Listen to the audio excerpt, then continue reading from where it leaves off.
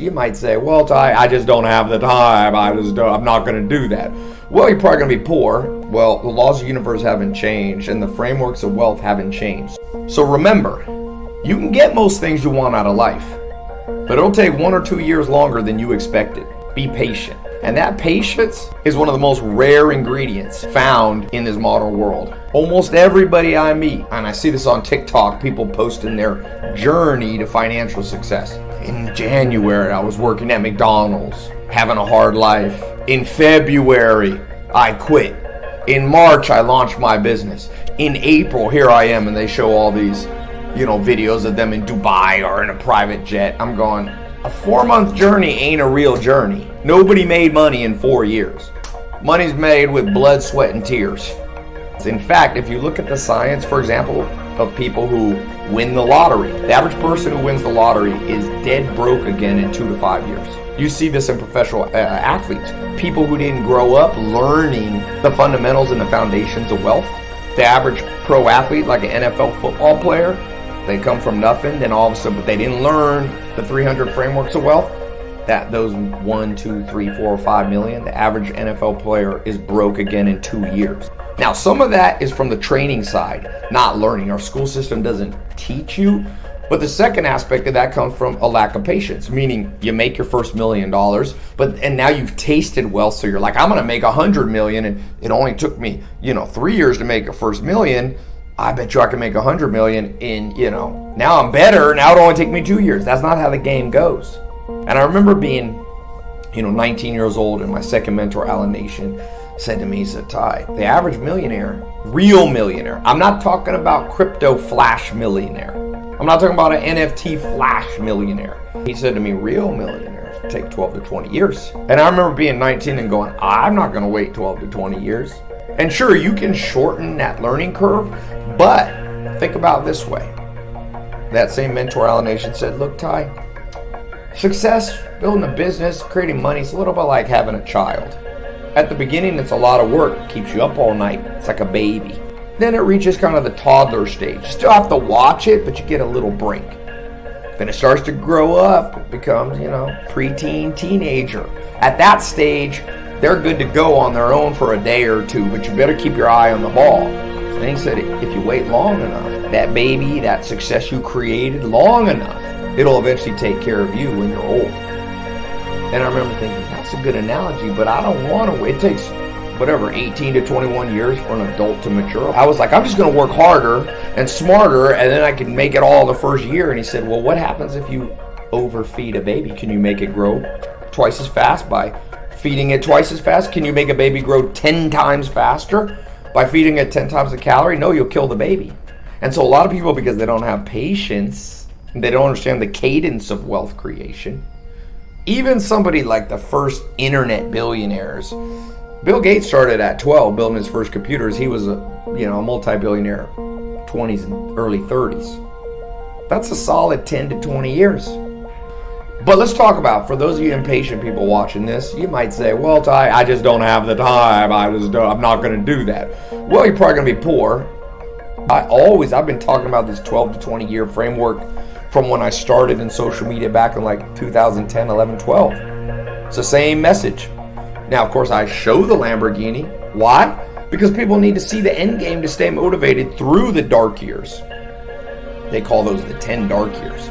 Most greatness, whether it's a Bach, a Botticelli, a Leonardo da Vinci, a Nikola Tesla, an Elon Musk, they had the 10 dark years. Now, of course, in the TikTok age, everybody wants to be the 10-week dark year. I had my 10 dark weeks. Well, the laws of the universe haven't changed, and the frameworks of wealth haven't changed. So my advice to you is very simple. How do you cut it in half? That's about the best you can do. Give you 3 simple ways to cut the learning curve, so you'll still need patience, but maybe not quite as much. Well, number 1 rule is what Warren Buffett says. It's true you only learn through mistakes, but there's no rule the mistakes have to be your own. Meaning, learn from the mistakes of others. Read biographies and autobiographies.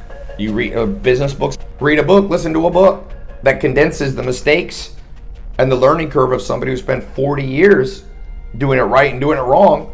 Cut what didn't work and keep the rest. So number 1, if you ain't reading, you ain't leading. Okay?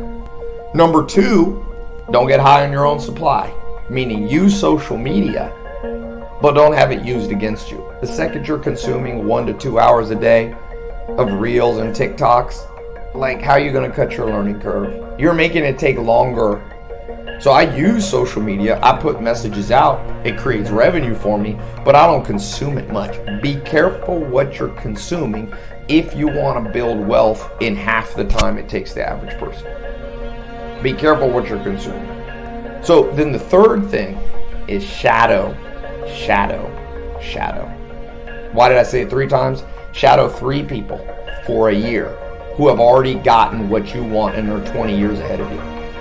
Think it through. It'll be harder than you think, but it'll also be at the same time easier than you think. Humans don't learn through school as much as people think. You know how you mostly learn? You shadowed kids who were your peers. Most kids growing up, it's their peer group. It's their teacher's body language, how they talk. One of my mentors, he made $2 billion, did mobile home. He told me when he was a teenager, back in the 70s, he's an older guy now, he said, Ty, I lived in Virginia.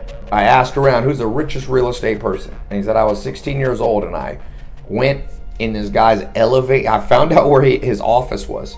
And I kept going, took the elevator, went to the 3rd floor, met the secretary. Hi, I'm 16. I'd like to learn real estate. I'd like to shadow the owner of this real estate investment business. And the secretary nicely said, sorry, he's busy right now. And he went 3 times. Same thing. He went for months. He wouldn't come back every day, come once a month. Finally, he went and he hid behind the plant. He told me, he said, I hid behind the plant next to the elevator. I knew he came in and I knew that secretary was keeping me from meeting him.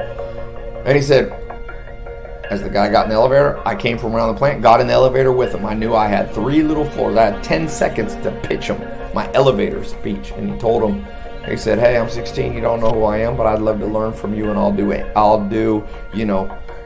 get you donuts. I'll get you coffee. I'll travel with you. I'll do the grunt work, the boring stuff, if you'll just teach me what you know. And the guy took him under his wing.